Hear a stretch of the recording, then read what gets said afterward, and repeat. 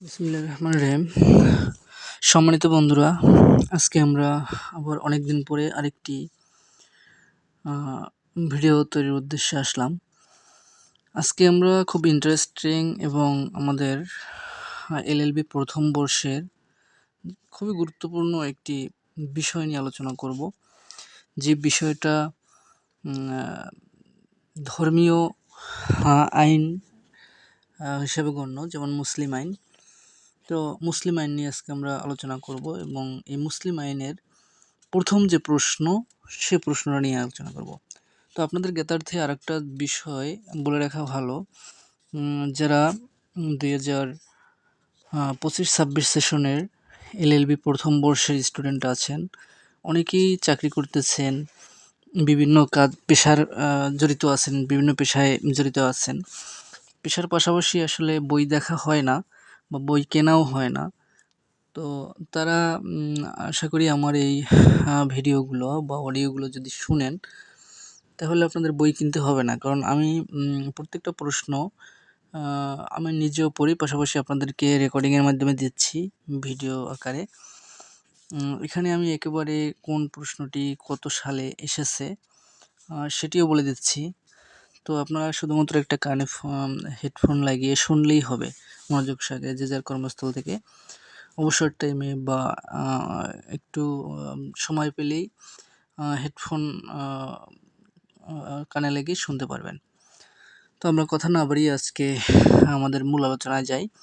আমাদের আলোচনা হচ্ছে এলএলবি প্রথম বর্ষের তৃতীয় পত্র মুসলিম আইন, মুসলিম ল, বিষয় কোড 503 বা 503।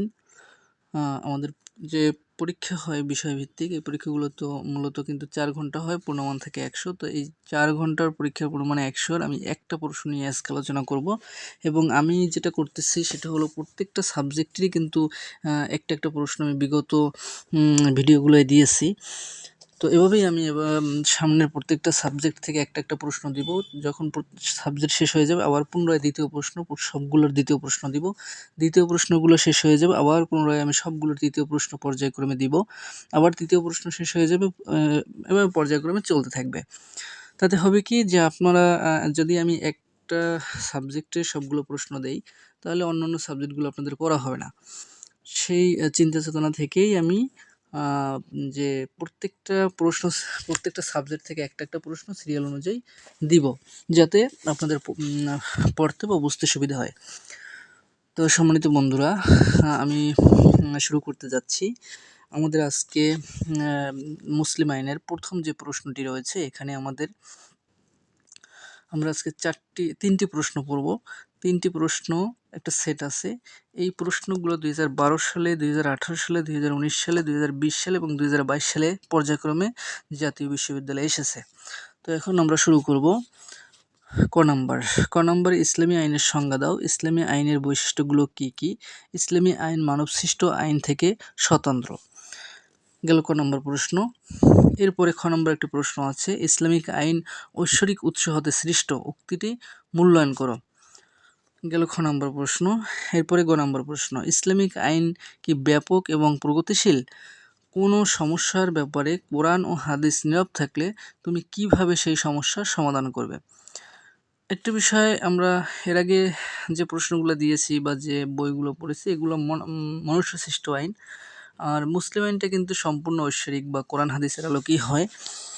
এবং এই মুসলিম আইনটা মূলত আমাদের যারা আমরা মুসলিম আছি, আমাদের জন্য খুবই গুরুত্বপূর্ণ, খুবই গুরুত্বপূর্ণ।